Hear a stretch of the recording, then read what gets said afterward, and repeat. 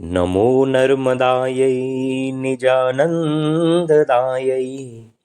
नमः शर्मदायै क्षमाधर्पिकायै नमो वर्मदायै वराभीतिरायै नमो हर्म्यदायै हरं दर्शिकायै। माँ नर्मदा मैया के पावन श्री चरण कमलों में कोटि कोटि वंदन प्रणाम। नर्मदा मैया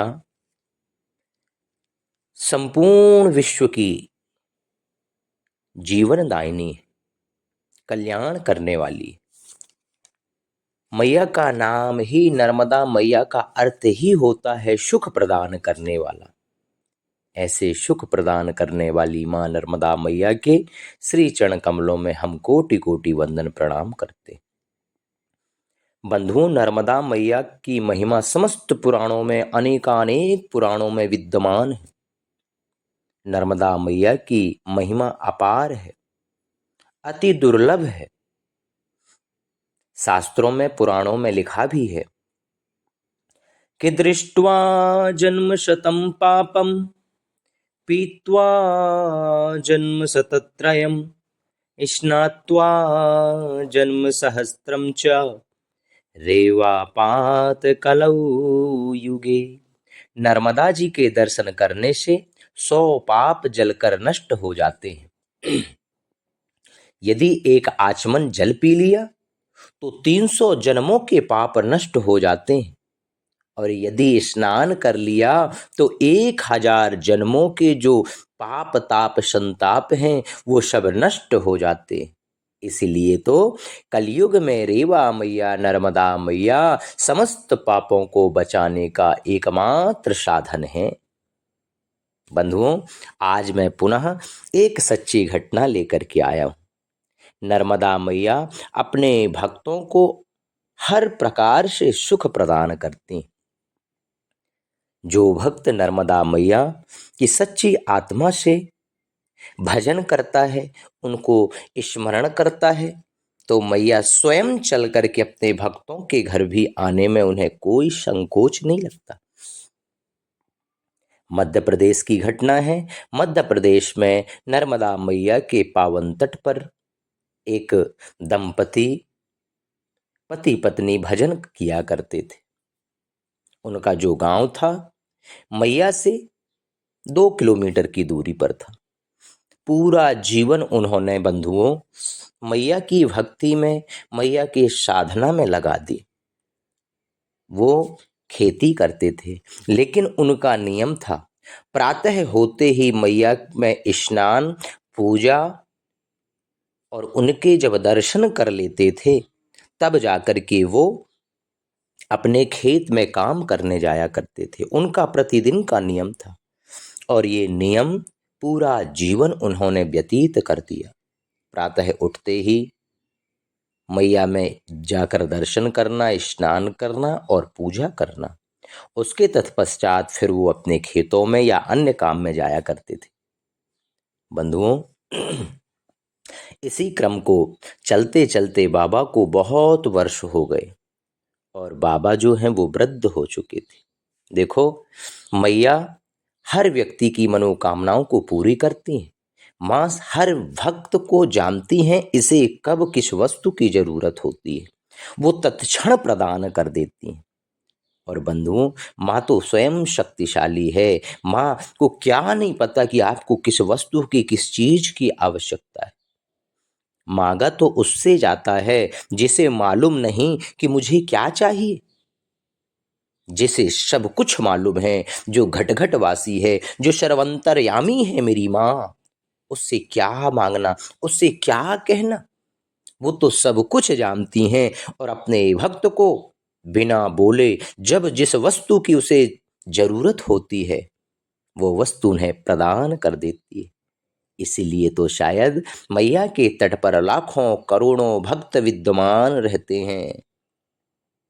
जिसने मैया को समझ लिया मानो उसे संपूर्ण विश्व का सारा सुख प्रदान हो गया। बाबा का नियम था कि प्रतिदिन मैया की पूजा करना, लेकिन जब बाबा वृद्ध हो चुके, अब बाबा से चलना फिरना बंद हो गया। एक दिन मैया के पास जाकर के रोने लगे, माँ मैंने सारे जीवन आपकी सेवा की, आपके दर्शन किए, अब बड़ा दुर्लभ होता है आना। बड़े मुश्किल से आज आया हूं केवल आपसे ये बोलने कि माँ अब मेरे बस की बात नहीं है आना। चलना फिरना में बड़ा कष्ट होता है, कैसे आऊंगा। इसलिए माँ मेरी पूजा मेरे घर से ही स्वीकार करना है आप। बंधुओं, जब भक्त सच्ची आत्मा से, हृदय से, आंखों में अश्रु बहते हुए जब प्रार्थना करता है तो मैया का भी हृदय द्रवीभूत हो जाता है। माँ के भी नेत्रों से अश्रु प्रवाह होने लग जाता है। आज माँ को भी बड़ा कष्ट हुआ कि मेरा भक्त आजीवन मेरे दर्शन किया करता था, मेरी पूजा करता था, लेकिन आज वृद्ध हो चुका, आज उसकी ऐसी परिस्थिति है कि वो नहीं आ सकता।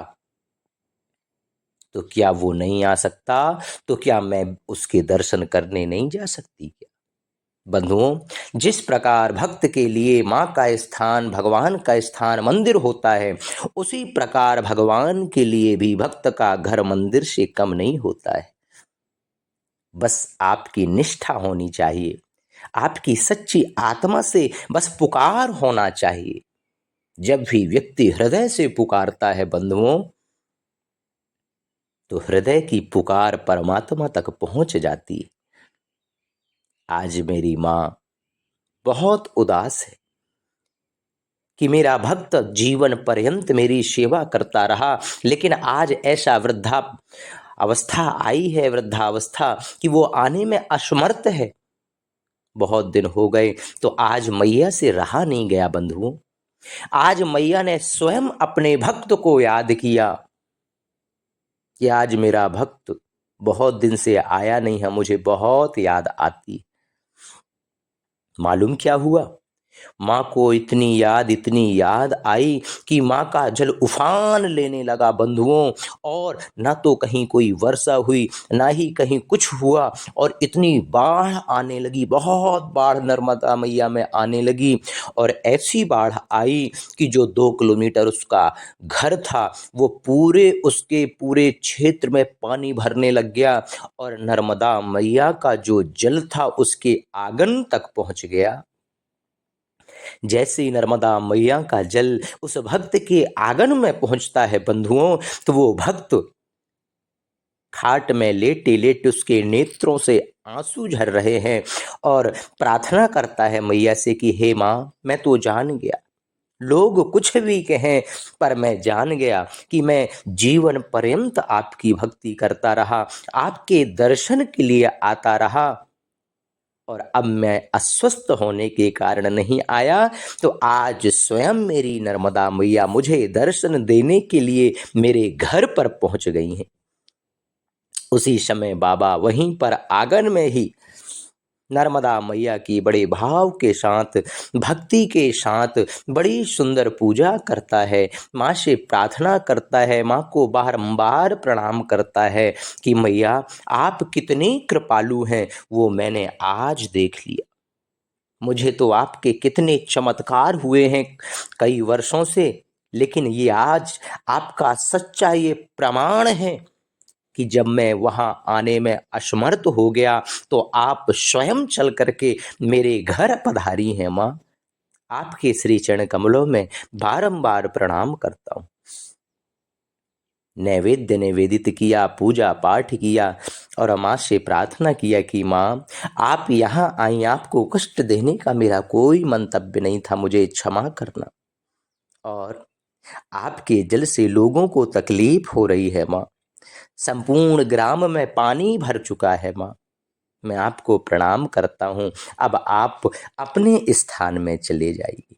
जैसे ही वो भक्त माँ की सेवा किया, माँ का पूजन किया, माँ से प्रार्थना की और प्रणाम किया, जैसे ही प्रणाम किया है बंधुओं, उसी समय नर्मदा मैया तुरंत धीरे धीरे धीरे धीरे करके उनका पूरा जल, जितनी बाढ़ आई थी बंधुओं, वो पुनः उसी तरह हो गई जिस प्रकार पहले थी। इतनी कृपालु नर्मदा मैया हैं कि यदि भक्त जो जीवन भर मैया को पुकारता है, मैया को भजता है, यदि भक्त आने में असमर्थ हो जाता है तो मेरी कृपालु, मेरी दयालु माँ स्वयं अपने भक्त का दर्शन करने के लिए तुरंत चली जाती। बंधुओं, जिस प्रकार प्रहलाद जी ने भगवान को प्रकट किया, भगवान की साधना की, भगवान को प्रसन्न किया, ध्रुव जी महाराज ने भगवान का ऐसा भजन किया, ऐसा भजन किया कि मेरे नारायण ने स्वयं गरुण जी को आदेश किया कि चलो हमें ध्रुव जी महाराज के दर्शन करने। भागवत में ये नहीं लिखा कि भगवान ने ध्रुव जी को दर्शन दिया, नहीं, भागवत जी में तो स्पष्ट लिखा है बंधुओं कि आज भगवान ने अपने भक्त के दर्शन करने के लिए वहां पर पहुंचे हैं। जिस प्रकार हमें अपने भगवानों का दर्शन करने जाना होता है, लालसा होती है, उसी प्रकार परमात्मा को भी, माँ को भी अपने भक्त के दर्शन करने की लालसा होती है। इसलिए बंधुओं, माँ की श्रद्धा के साथ, भक्ति के साथ आप सेवा करके तो देखिए। मैं सत्य कहता हूं, जीवन ना बदल जाए तो कहना, जो आप कहोगे, जो सजा दोगे, मैं सारी सजा भुगतने को तैयार हूं। बस मेरी भी एक शर्त है कि आप माँ से प्रेम रखिए, आप माँ से जुड़िए तो सही, अपने जीवन को समर्पित तो करिए। आपकी ऐसी कोई मनोकामना नहीं होगी जो मैया पूरी ना कर सके। मैं कोई भी बात, मैं इतने दावे के साथ जो बोलता हूँ, मैं लिखी घिसी पिटी बातें सुन कर के नहीं बोलता हूँ बंधुओं। मैंने जो अपने छोटे से जीवन में जो मैया ने मुझे अनुभव कराया है, जो मैया ने मुझे कृपा बरसाई है मेरे ऊपर, मैं उसी अनुभव के साथ आपको दावे के साथ कहता हूँ कि ऐसी इस संसार में कोई ऐसी दुर्लभ वस्तु नहीं है जो मैया आपको प्रदान ना कर सके। बशर्ते केवल एक ही शर्त है कि माँ के चरणों में समर्पित होना पड़ेगा और किसी प्रकार की कोई कामना नहीं होना चाहिए और कोई ऐसा प्रश्न नहीं होना चाहिए, कोई ऐसा मन में भाव नहीं होना चाहिए कि क्या ये मैया दे सकती है या नहीं। यदि आपने इस प्रकार का भाव कर लिया, इसका मतलब है कि आपके हृदय में मैया के प्रति अभी श्रद्धा नहीं है। अभी आपके बार बार प्रश्न चिन्ह हो रहे हैं कि ऐसा होगा कि नहीं, होगा कि नहीं। आपके मन में जब तक ये भाव आएगा तब तक आपको कुछ मिलने वाला नहीं। इसलिए मेरे भक्तों, प्रिय साथियों, केवल आपसे केवल इतना ही कहना चाहूंगा कि एक बार आप समर्पित भाव से मैया का भजन करके तो देखिए। जब भी समय मिले, चाहे कोई पर्व हो या ऐसे ही, या अमावस्या हो या पूर्णिमा हो या एकादशी हो, आप नियम तो बनाइए। एक बार माह में एक बार जाने का संकल्प तो बनाइए नर्मदा मैया। मैं सत्य कहता हूँ, आपके जीवन में से कोई समस्या ना हो जो दूर ना हो जाए। आपके जीवन में ऐसा बदलाव नर्मदा मैया की कृपा से होगा कि आज का जीवन और माँ से जुड़ने के बाद का जीवन आप स्वयं अनुभव कर सकते हैं। ये तभी संभव होगा, मेरी बातों में आप कुछ भी सोचते हो मुझे पता नहीं है, लेकिन जब आप स्वयं जब किसी वस्तु को करोगे तब आपको अनुभव प्राप्त होगा। इसलिए संसार में बहुत भटके हो, एक बार मेरे कहने पर मैया के श्री चरण कमलों में आप जुड़ कर के तो देखो, फिर जो कहोगे मैं वो सब करने को तैयार हूँ। इसलिए बंधुओं, बार बार मैं एक ही बात कहता हूँ, मेरा वीडियो बनाने का केवल एक ही मतलब है कि माँ के चरणों में आपको जोड़ सकूं और आपके जीवन के जितने पाप ताप संताप हैं वो सब दूर कर सकूं। बस केवल मेरा वीडियो बनाने का बस इतना सा ही स्वार्थ है, क्योंकि भगवान की कथा कहने वाला और भगवान की कथा सुनने वाला दोनों का कल्याण होता है। बस इसी स्वार्थ के कारण कि मेरा और मेरे साथियों का सबका कल्याण हो सके, यही कारण है कि मैं वीडियो बनाता हूँ। इसलिए आपको मेरी वीडियो यदि अच्छी लगे तो प्लीज़ वीडियो को शेयर ज़रूर करें ताकि और लोगों तक ये लाभ पहुंच सके।